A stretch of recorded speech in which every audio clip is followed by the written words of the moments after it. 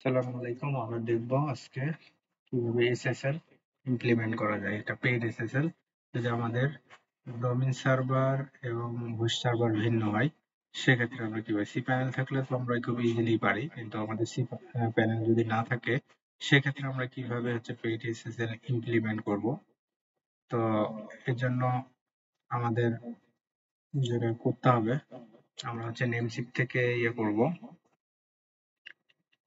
এসএসএলটা কিনবো। তো নেমস্পেস থেকে এসএসএল কিনলে আমাদের এই লিস্টে আসবে। এখান থেকে আমরা যদি ডিটেলসে যাই, তাহলে আমরা সিএসআর কোড ইমপ্লিমেন্টের একটা পাবো, সেটা হচ্ছে সিসিএসআর কোড। এখানে গেলে আমাদের এখানে একটা সিএসআর কোড দেখাচ্ছে। এই সিএসআর কোডটা হচ্ছে আমার যে ডোমেনের জন্য আমরা এসএসএল করব, সেই ডোমেনের নাম দিয়ে আমাদের জেনারেট করতে হবে। তো জেনারেট করার জন্য যেটা করতে হবে, আমাদের একটা কমান্ড চালাতে হবে। সে কমান্ডটা আমরা আমাদের কমান্ড মোডে যে চালাবো। এখানে যদি আমরা দেখি, এই যে ওপেন এসএসএল, আমি যে ডোমেইনের নাম দেবো সেই ডোমেইনের নামটা দিলে আমার কিছু ইনফরমেশন চাবে, যেমন কান্ট্রি নেম, তারপর স্টেট, তারপরে অর্গানাইজেশনের নেম, এইগুলো চাবে। তো এখানে আমি দেওয়ার পরে এই ইনফরমেশন গুলো যখন আমি দেবো, তখন আমাকে দুইটা ফাইল দেবে। স্টেপ বাই স্টেপ এই ইনফরমেশন গুলো দিতে হবে। তো এই ফাইল দুটো জেনারেট হবে। এই ফাইল থেকে আমরা কি করব, দেখি ফাইলটা আমাদের জেনারেট হয়ে গেছে। হচ্ছে সিএসআর, এই ফাইলটা ওপেন করব। আর একটা হচ্ছে cfmbd.key, এই দুটা, কারণ আমি cfmbd ডোমেইনের জন্য এসএসএল জেনারেট করছি।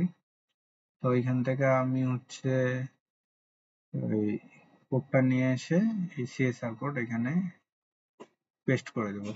যে ডান করলে আমাকে নেমস্পেস থেকে তিনটা ফাইল দেবে, কিছুক্ষণ পরে দেবে। সেটা হচ্ছে একটা বান্ডেল, একটা সার্ট আর একটা p7b।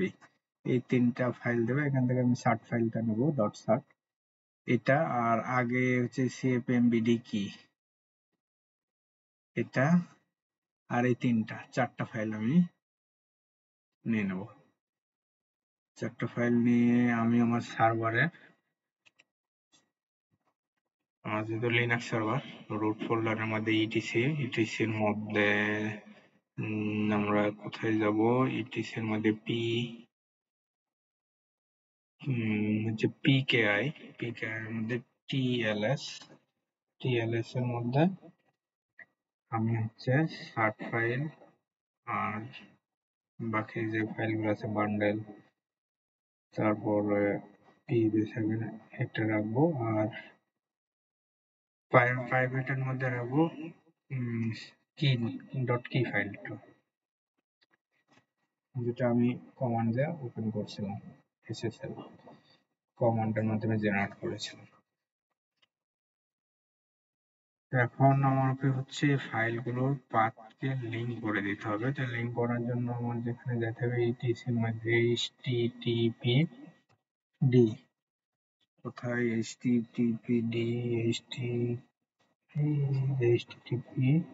এর মধ্যে config d, এর মধ্যে আমরা যাব ওপেন SSL config এ যাওয়ার পরে আমাদের মোডটা ওপেন করে দিতে হবে, SSL মোডটা। আর এখান থেকে যেটা করতে হবে সেটা হচ্ছে cfm.com/cert, এই ফাইলটা, SSL সার্টিফিকেট ফাইলটা আমার এই ফোল্ডারের মধ্যে লিংক আপ করে দিলাম। আর প্রাইমারি cfmbd.key, এটা আমি প্রাইভেটের মধ্যে রাখছিলাম, এটাও লিংক আপ করে দিলাম। আর আরেকটা ছিল আমার cfmbd.com.cm বান্ডেল, এই 3টা ফাইল আমি এখানে লিঙ্ক আপ করে দিলাম। এখন সেভ দিয়ে আমাকে হচ্ছে অ্যাপাচিটা রিস্টার্ট করতে হবে। অ্যাপাচি রিস্টার্ট করলে আমি হচ্ছে আমার এসএসএলটা ইমপ্লিমেন্ট হয়ে যাবে। এই হচ্ছে আমাদের পেড এসএসএল ইমপ্লিমেন্ট।